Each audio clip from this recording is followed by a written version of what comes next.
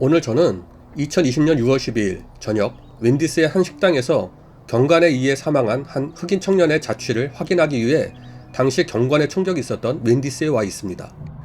27세의 흑인 청년 레이샬드 브룩스는 흰색 도요타 캠리에 탄 채 음식을 주문해야 하기에 정차가 불가능한 웬디스 드라이브 스루 라인에 정차하여 잠을 자고 있었습니다. 고객들의 주문에 문제가 있다고 판단한 웬디스 직원에 의해 911에 신고가 되었습니다. 약 2분 내에 근방에 있던 경찰이 도착했고 한 차례 그를 깨워 집으로 갈 것을 명했습니다. 알겠다고 대답한 브룩스였지만 이내 다시 잠이 들었고 경찰차에 들어갔던 경관이 다시 그를 깨워 자리를 옮길 것을 요구했습니다. 싱거운 사건으로 생각한 경관은 브룩스에게 집에 갈 것을 요구했지만 브룩스는 바로 옆 파킹랏에 차를 주차했습니다. 경관이 시동을 걸고 그냥 갈까 하다가 마음을 바꾸어 차적 조회를 하게 되었고 차량이 렌트카 차량임을 확인합니다. 약간 미심쩍은 부분을 감지한 경관이 브룩스에게 다가와 대화를 시도했으며 서로 농담을 주고받기도 했지만 대화에 두서가 없고 술 냄새가 조금씩 난다는 것을 확인, 음주 전문 경찰을 요청하게 됩니다. 약 5분 후에 애틀란타 소속 음주 전문 경관이 도착하게 되었으며 이 경관 역시 브룩스와 많은 대화를 나누게 됩니다. 처음 신고되고 약 30분이 흘렀을 때까지만 해도 두 명의 경관과 브룩스는 대화도 많이 나누고 농담도 하며 나쁘지 않은 상태였습니다. 음주 단속 경관은 브룩스에게 음주 확인을 해야겠다고 요청했고 브룩스도 받아들입니다. 손가락을 보며 초점 따라가기, 임의의 선을 긋고 금 밟고 가기, 1001부터 숫자를 세면서 발 뒤꿈치를 밟으며 걷기 등을 시행했고 어느 정도 브룩스는 경관의 요구를 잘 따르긴 했습니다. 그러나 경관 입장에서는 음주가 좀 지나쳤다고 판단했고 이내 음주 측정기를 차량에서 가져와 브룩스의 음주를 측정하게 됩니다. 측정 결과는 0.108로 면허 취소 수준으로 판명이 됩니다. 이때부터 좋던 관계는 급속히 안 좋아졌으며 결국 이후 45초 안에 경찰관의 총에 의해 브룩스는 사망하게 됩니다. 경관은 측정 결과를 확인한 순간 별 말 없이 수갑을 꺼내 브룩스에게 채우려 했고 수갑 차는 것을 완강히 거부하는 상황에서 두 명의 경관이 브룩스를 제압하려고 했지만 그 과정에서 아주 우연히 첫 번째 왔던 경관의 테이저건을 브룩스에게 빼앗기고 맙니다.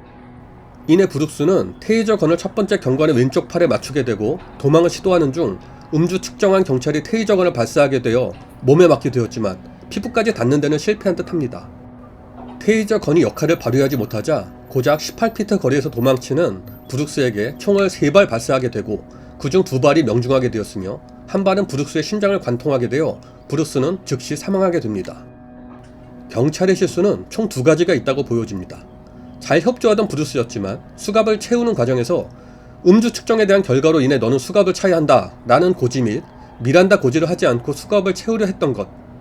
두 번째는 이미 발사된 테이저건으로 인해 브룩스는 비무장 상태가 된 상황이었고 음주 상태라 충분히 쫓아가서 제압할 수 있었음에도 그러지 않고 바로 총을 발사한 사실입니다. 물론 브룩스의 잘못도 큽니다. 주차를 하면 안 되는 드라이브 스루길에 정차하고 잠을 자고 있었던 것을 시작하여 경찰에게 순간 반항하며 테이저건을 빼앗아 발사했던 것 그리고 도망간 것 등은 충분히 미국 경찰 사회에서 총에 맞게 충분한 상황일 수도 있던 것이었습니다. 하지만 원칙적으로 보면 어찌됐든 경찰의 실수가 법적으로 인정되고 있으며 5월 25일에 있었던 조지 플로이드 사건으로 인한 경찰의 인식 변화가 필요한 상황에서 이런 일이 발생한 점 등이 그저 안타까운 상황이었음을 나타내고 있습니다. 브룩스는 전과 기록은 없었으나 일전에 가정폭력 및 강도 공범 등의 혐의로 집행유예 상태였으며 음주로 경찰서에 가게 되면 혐의가 증폭되기 때문에 구속될 수도 있다는 사실을 알고 있었기에 도망을 시도한 것으로 보입니다. 다음 날인 6월 13일 가뜩이나 조지 플로이드 사건으로 격앙된 흑인들 사이에서 경찰의 강경 대응에 다시 강력한 시위가 주도되었는데 그 와중에 사건 발생 장소인 웬디스에 누군가 방화를 했고 웬디스는 완전 전소하기에 이르렀습니다. 방화범을 봤다는 흑인 목격자의 진술은 백인 여성이었다는 내용이었는데 6월 14일에 검거된 용의자는 브룩스의 여자 사람 친구인 나탈리 화이트였습니다. 경찰의 과도한 진압 방식보다는 올바른 정의 구현이 이루어지길 바라며 어쨌든 생명은 소중하다는 것에 대해 인식을 같이 하기를 바랍니다. 마지막으로 좋아요와 구독은 컨텐츠 제작에 큰 힘이 됩니다. 감사합니다.